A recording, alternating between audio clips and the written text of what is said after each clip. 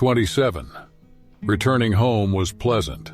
The double role of avenger and creator of worlds was not a little taxing, and then to be celebrated afterwards for hours on end by one's own offspring was not the perfect way to relax either. Weary of the duties of divine creator and official host, Grenouille the Great longed for some small domestic bliss. His heart was a purple castle. It lay in a rock-strewn desert, concealed by dunes, surrounded by a marshy oasis, and set behind stone walls. It could be reached only from the air. It had 1,000 private rooms and 1,000 underground chambers and 1,000 elegant salons. Among them one with a purple sofa when Grenouille, no longer Grenouille the Great, but only the quite private Grenouille, or simply dear little Jean-Baptiste, would recover from the labors of the day. The castle's private rooms, however, were shelved from floor to ceiling, and on those shelves were all the odors that Grenouille had collected in the course of his life, several million of them. And in the castle's cellars, the best scents of his life were stored in casks. When properly aged, they were drawn off into bottles that lay in miles of damp, cool corridors, and were arranged by vintage and estate. There were so many that they could not all be drunk in a single lifetime. Once dear little Jean-Baptiste had finally returned chez soi. Lying on his simple, cozy sofa in his purple salon, his boots finally pulled off. So to speak, he clapped his hands and called his servants, who were invisible, intangible, inaudible, and above all inodorous, and thus totally imaginary servants, and ordered them to go to the private rooms and get this or that volume from the great library of odors, and to the cellars to fetch something for him to drink.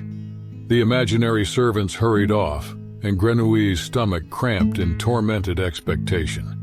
He suddenly felt like a drunkard who is afraid that the shot of brandy he has ordered at the bar will, for some reason or other, be denied him. What if the cellar or the library were suddenly empty? If the wine in the casks had gone sour? Why were they keeping him waiting? Why did they not come? He needed the stuff now. He needed it desperately. He was addicted. He would die on the spot if he did not get it. Calm yourself, Jean-Baptiste. Calm yourself, my friend. They're coming, they're coming. They're bringing what you crave. The servants are winging their way here with it. They are carrying the book of odors on an invisible tray. And in their white-gloved, invisible hands they are carrying those precious bottles. They set them down ever so carefully. They bow, and they disappear. And then, left alone at last, once again, left alone, Jean-Baptiste reaches for the odors he craves, opens the first bottle, pours a glass full to the rim, puts it to his lips and drinks. Drinks the glass of cool scent down in one draught, and it is luscious. It is so refreshingly good that dear Jean-Baptiste's eyes fill with tears of bliss, and he immediately pours himself a second glass. A scent from the year 1752, sniffed up in spring, before sunrise on the Pont Royal, his nose directed to the west, from where a light breeze bore the blended odors of sea and forest, and a touch of the tarry smell of the barges tied up at the bank. It was the scent from the end of his first night spent roaming about Paris without Grimap's permission. It was the fresh odor of the approaching day, of the first daybreak that he had ever known in freedom. That odor had been the pledge of freedom. It had been the pledge of a different life. The odor of that morning was for Grenouille the odor of hope. He guarded it carefully, and he drank of it daily. Once he had emptied the second glass, all his nervousness, all his doubt and insecurity fell away from him, and he was filled with glorious contentment. He pressed his back against the soft cushions of his sofa, opened a book, and began to read from his memoirs. He read about the odors of his childhood, of his school days, about the odors of the broad streets and hidden nooks of the city, about human odors, and a pleasant shudder washed over him. For the odors he now called up were indeed those that he despised, that he had exterminated. With sickened interest, Grenouille read from the book of revolting odors, and when his disgust outweighed his interest, he simply slammed the book shut, laid it aside, and picked up another. All the while he drank without pause from his noble sense. After the bottle of hope, he uncorked one from the year 1744, filled with the warm scent of the wood outside Madame Gaillard's house. And after that he drank a bottle of the scent of a summer evening, imbued with perfume and heavy with blossoms, gleaned from the edge of a park in Saint-Germain-des-Prés, dated 1753. He was now scent-logged. His arms and legs grew heavier and heavier as they pressed into the cushions. His mind was wonderfully fogged. But it was not yet the end of his debauch. His eyes could read no more, true. The book had long since fallen from his hand, but he did not want to call an end to the evening without having emptied one last bottle, the most splendid of all, the scent of the girl from the Rue des Marais. He drank it reverently, and he sat upright on the sofa to do so, although that was difficult, and the purple salon whirled and swayed with every move. Like a schoolboy, his knees pressed together, his feet side by side, his left hand resting on his left thigh. That was how little Grenouille drank the most precious scent from the cellars of his heart, glass after glass, and grew sadder and sadder as he drank. He knew that he was drinking too much. He knew that he could not handle so much good scent. And yet he drank till the bottle was empty. He walked along the dark passage from the street into the rear courtyard. He made for the glow of light. The girl was sitting there pitting yellow plums.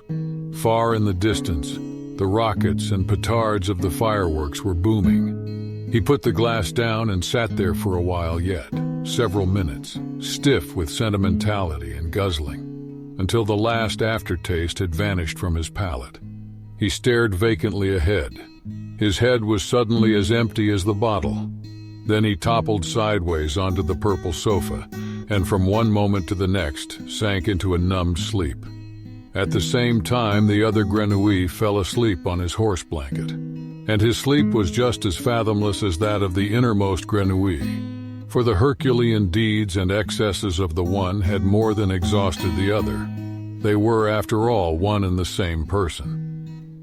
When he awoke, however, he did not awaken in the purple salon of his purple castle behind the seven walls, nor upon the vernal fields of scent within his soul, but most decidedly in his stony dungeon at the end of a tunnel on hard ground in the dark. And he was nauseated with hunger and thirst, and as chilled and miserable as a drunkard after a night of carousing. He crept on all fours out of his tunnel. Outside it would be some time of day or another, usually toward the beginning or end of night. But even at midnight the brightness of the starlight pricked his eyes like needles. The air seemed dusty to him, acrid, searing his lungs. The landscape was brittle. He bumped against the stones. And even the most delicate odors came sharp and caustic into a nose unaccustomed to the world. Grenouille, the tick, had grown as touchy as a hermit crab that has left its shell to wander naked through the sea. He went to his watering spot, licked the moisture from the wall for an hour, for two. It was pure torture. Time would not end, time in which the real world scorched his skin. He ripped a few scraps of moss from the stones, choked them down, squatted, shitting as he ate. It must all be done quickly, quickly, quickly. And as if he were a hunted creature, a little soft, fleshed animal, and the hawks were already circling in the sky overhead, he ran back to his cave, to the end of the tunnel, where his horse blanket was spread. There he was safe at last. He leaned back against the stony debris, stretched out his legs, and waited. He had to hold his body very still, like some vessel about to slosh over from too much motion. Gradually he managed to gain control of his breathing. His excited heart beat more steadily. The pounding of the waves inside him subsided slowly, and suddenly solitude fell across his heart like a dusky reflection. He closed his eyes. The dark doors within him opened, and he entered. The next performance in the theater of Grenouille's soul was beginning. 28. And so it went, day in, day out, week in, week out, month in, month out. So it went for 7 long years. Meanwhile, war raged in the world outside, a world war. Men fought in Silesia and Saxony, in Hanover and the Low Countries, in Bohemia and Pomerania. The king's troops died in Hesse and Westphalia, on the Balearic Islands, in India, on the Mississippi, and in Canada, if they had not already succumbed to typhoid on the journey. The war robbed 1 million people of their lives, France of its colonial empire, and all the warring nations of so much money that they finally decided with heavy hearts to end it. One winter during this period, Grenouille almost froze to death without ever noticing it. For 5 days he lay in his purple salon, and when he awoke in his tunnel he was so cold he could not move. He closed his eyes again and would have slept himself to death. But then the weather turned around. There was a thaw, and he was saved. Once the snow was so deep that he did not have the strength to burrow down to the lichen. He fed himself on the stiff carcasses of frozen bats. Once a dead raven lay at the mouth of the cave. He ate it. These were the only events in the outside world of which he took notice for 7 years. Otherwise, he lived only within his mountain, only within the self, made empire of his soul. And he would have remained there until his death, since he lacked for nothing, if catastrophe had not struck, driving him from his mountain, vomiting him back out into the world. 29. The catastrophe was not an earthquake, nor a forest fire, nor an avalanche, nor a cave-in. It was not an external catastrophe at all, but an internal one, and as such particularly distressing, because it blocked Grenouille's favorite means of escape. It happened in his sleep, or better, in his dreams, or better still, in a dream while he slept in the heart of his fantasies. He lay on his sofa in the purple salon and slept, the empty bottles all about him. He had drunk an enormous amount, with 2 whole bottles of the scent of the red-haired girl for a nightcap. Apparently it had been too much, for his sleep, though deep as death itself, was not dreamless this time, but threaded with ghostly wisps of dreams. These wisps were clearly recognizable as scraps of odors. At first they merely floated in thin threads past Grenouille's nose, but then they grew thicker, more cloud-like. And now it seemed as if he were standing in the middle of a moor from which fog was rising. The fog slowly climbed higher. Soon Grenouille was completely wrapped in fog, saturated with fog, and it seemed he could not get his breath for the foggy vapor. If he did not want to suffocate, he would have to breathe the fog in. And the fog was, as noted, an odor. And Grenouille knew what kind of odor. The fog was his own odor. His Grenouille's own body odor was the fog. And the awful thing was that Grenouille, although he knew that this odor was his odor, could not smell it. Virtually drowning in himself, he could not for the life of him smell himself. As this became clear to him, he gave a scream as dreadful and loud as if he were being burned alive. The scream smashed through the walls of the purple salon, through the walls of the castle, and sped away from his heart across the ditches and swamps and deserts, hurtled across the nocturnal landscape of his soul like a firestorm, howled its way out of his mouth, down the winding tunnel, out into the world, and far across the high plains of St. Flower, as if the mountain itself were screaming. And Grenouille awoke at his own scream. In waking, he thrashed about, as if he had to drive off the odorless fog trying to suffocate him. He was deathly afraid. His whole body shook with the raw fear of death. Had his scream not ripped open the fog, he would have drowned in himself, a gruesome death. He shuddered as he recalled it. And as he sat there shivering and trying to gather his confused, terrified thoughts, he knew one thing for sure. He would change his life, if only because he did not want to dream such a frightening dream a second time. He would not survive it a second time. He threw his horse blanket over his shoulders and crept out into the open. It was already morning outside, a late February morning. The sun was shining. The earth smelled of moist stones, moss, and water. On the wind there already lay a light bouquet of anemones. He squatted on the ground before his cave. The sunlight warmed him. He breathed in the fresh air. Whenever he thought of the fog that he had escaped, a shudder would pass over him. and he shuddered too from the pleasure of the warmth he felt on his back.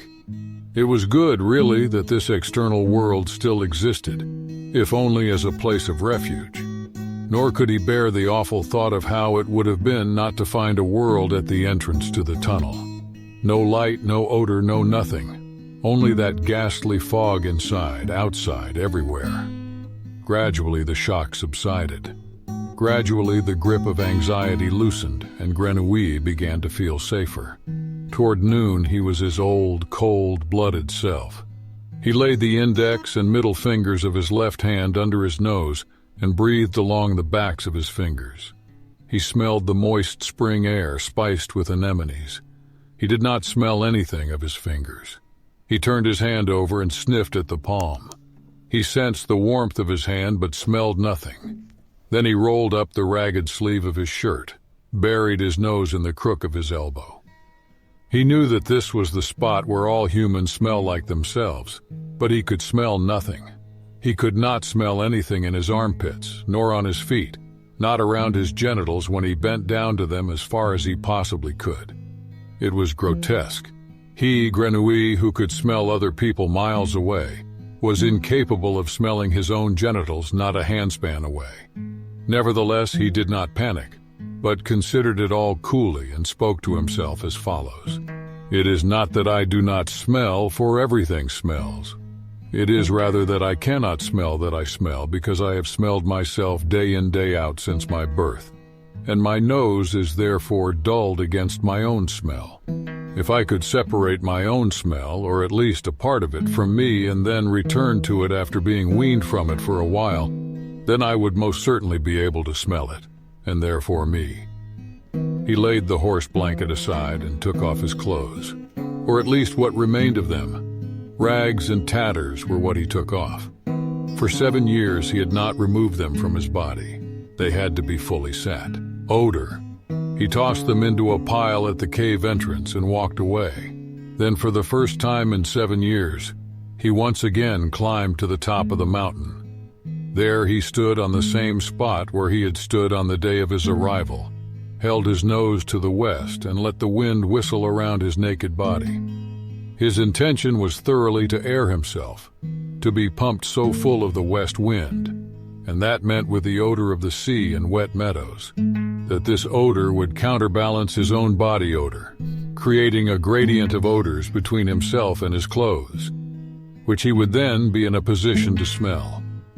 And to prevent his nose from taking in the least bit of his own odor, he bent his body forward, stretching his neck out as far as he could against the wind, with his arms stretched behind him. He looked like a swimmer just before he dives into the water.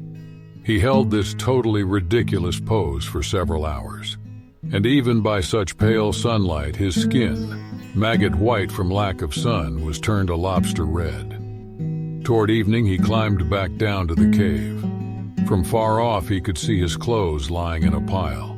The last few yards he held his nose closed and opened it again, only when he had lowered it right down onto the pile. He made the sniffing test he had learned from Baldini, snatching up the air and then letting it out again in spurts. And to catch the odor he used both hands to form a bell around his clothes, with his nose stuck into it as the clapper.